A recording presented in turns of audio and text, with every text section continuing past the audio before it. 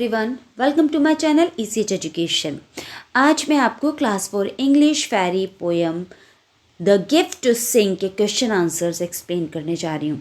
तो मेरे प्यारे बच्चों, आप सभी रेडी हैं? Okay, so let's start. Question number 1,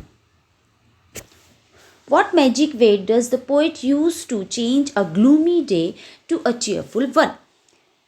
कवि ने किस मैजिक वे का प्रयोग करके एक दुखी दिन को खुशहाल दिन में बदल दिया? इसका आंसर है the magic way to turn a gloomy day into a bright one is to sing. उसने इस दिन को बदला किस तरीके से? गाना गाकर इस दिन को बदल दिया, है ना, गाने के थ्रू बदला। How does the way get darker? मतलब रास्ता इतना अंधेरे भरा कैसे हो गया, है ना, मतलब गहरे से गहरा कैसे हो गया वो रास्ता। The way gets darker if there is sorrow.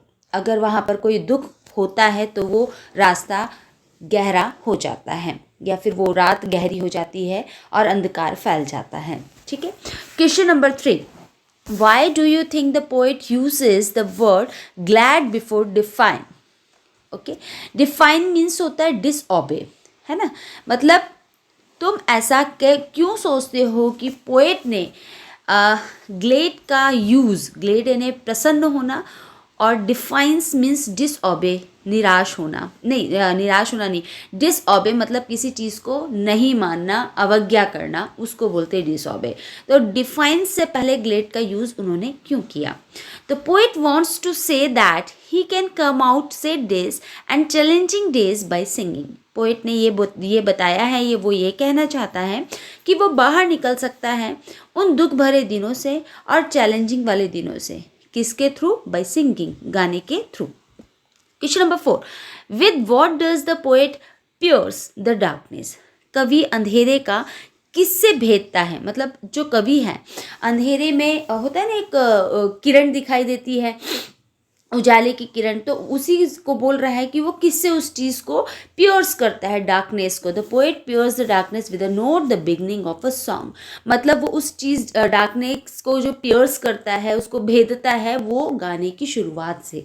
It means वो गाना गाता है ना, तो दुख जो भी है, अंधकार जो भी है, वो दूर चला जाता है। ओके, अब नेक्स्ट क्वेश्चन नंबर 5, है ना। What does the poet not brood over? कवि किस बात पर सोचना नहीं चाहता या विचार नहीं करता है ना। ब्रूड ओवर मतलब विचार करना, तो किस चीज़ पे वो विचार नहीं करता है? The poet does not brood over the past. वो पुरानी बातों पे विचार नहीं करना चाहता, which may be sad and broken, जो बहुत ही दुखी और टूटी हुई थी चीज़ें, है ना। इंसान दुख से कितना टूट जाता है, वो ये सब चीज़ों को बिल्कुल नहीं सोचना चाहता था, उस पर कोई विचार नहीं करना चाहता था। Question number 6, Why does the poet never had a dark night or a long day? Poet के पास अब कभी भी अंधेरा नहीं था, कोई लंबा दिन नहीं था, मतलब अब दुख नहीं था। क्यों? The poet does not have a dark night or a long day because he has an art, क्योंकि उसके पास एक कला थी, दैट गेट्स हिम आउट, जो उसे बाहर निकाल दे रही थी, of his worries, and that is singing, है ना। उसे बाहर निकाल रही थी उन चिंताओं से, और वो चीज़ थी क्या? सिंगिंग, गाना। अब आपके नेक्स्ट बी सेक्शन आता है, read this sentences. 1, and blackening cloud above me cling. ये आपकी पोएम में एक लाइन है कि जो काले बादल है वो मुझसे चिपक गए हैं। इट मीन्स वही दुख की बात हो रही है कि दुख मुझसे चिपक गए हैं। तो इस बेस पे 3 क्वेश्चन बनते हैं। उसमें ए नंबर है, what does the poet mean by the words blackening cloud? मतलब ब्लैकनिंग क्लाउड का मीनिंग क्या है यहाँ पर? तो आंसर है the blackening cloud refer to moment of sadness and despair. Despair मतलब होता है निराशा या फिर मायूसी, है ना। तो ब्लैकनिंग क्लाउड का मतलब दुख है और निराशा है। How does the poet describe the path he is on? Poet ने कैसे डिस्क्राइब किया उस रास्ते के बारे में जिस रास्ते पे वो एक्चुअली में था? He describe the path as being filled with mist. Mist का मतलब क्या होता है? दुख, है ना।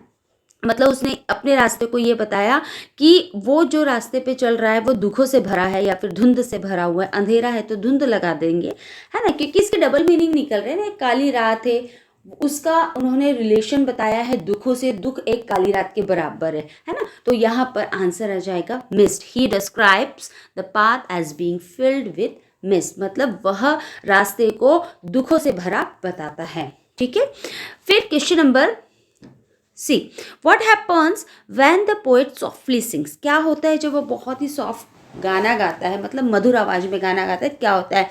When the poet softly sings the gloomy days turn to a cheerful day. Gloomy day का मतलब होता है उदासी भरा दिन। जब वो बहुत ही मधुर आवाज में गाना गाता है तो उसके जो उदासी भरे दिन है वो बदल जाते हैं खुशहाल दिन में, है ना। अब question number 2, yes, while in my heart there swells a song and I can sing। अब ये लाइन है, इसका मीनिंग है जबकि मेरे हृदय में, मेरे हार्ट में एक गीत आ रहा है, मतलब पोएट बोल रहा है कि मेरे दिल में एक गीत आ रहा है और मैं उसे गा सकता हूँ, है ना। वो तो गीत को ही बोल रहा है ना कि गाने से ही सारे दुख दूर होते हैं। तो वो यही बोल रहा है मेरे अंदर एक गीत आ रहा है, मतलब मैं एक गीत गा सकता हूँ, ऐसा मुझे लग रहा है। तो इस पे बेस्ड कुछ क्वेश्चन है। Why do you think the poet uses the word swells here. Swells का मतलब होता है किसी चीज़ को बढ़ाना, है ना। तो पोएट ने यहाँ पर इसका क्या मतलब लगाया है। यहाँ पर मैंने वर्ड लिख दिया है बेटा, इसको प्लीज़ करेक्ट कर लीजिएगा। वर्ड है, एल नहीं आएगा, वर्ड, मतलब स्वेल का मीनिंग पूछा है। The word swells refer to a sing rising from his soul. इसका मतलब है कि वो अपनी आत्मा, सोल मीन्स आत्मा, अपनी आत्मा से उठने वाले गीत को रेफर कर रहा है। स्वेल मीन्स वो बढ़ाना, क्या बढ़ रहा है उसकी आत्मा से, जो उसके मन से, उसके हार्ट से जो गीत निकल रहे, उसके सोल से जो गीत निकल रहे हैं उसको रेफर कर रहा है स्वेल्स। ठीक है, फिर question number B, what does the song help the poet do. मतलब ये गाना पोएट की कैसे मदद कर रहा है। The song helps the poet to overcome feeling of despair.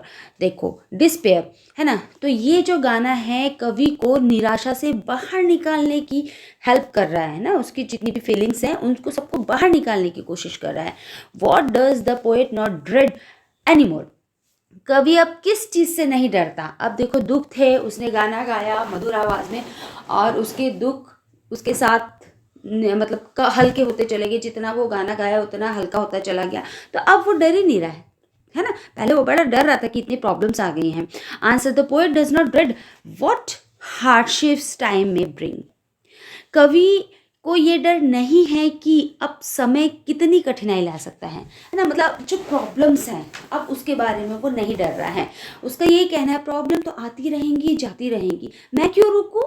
जिस तरीके से वो आ रही है जा रही है तो मैं भी कंटिन्यू चलता रहूँगा। तो उसको अब प्रॉब्लम से कोई डर नहीं है। The poet does not dread what hardship time. Hardship time मतलब कठिनाई वाला समय में ब्रिंग। ठीक है स्टूडेंट्स, मेरा ये क्वेश्चन आंसर्स वाला एक्सप्लेनेशन वाला वीडियो यहीं पे ओवर होता है।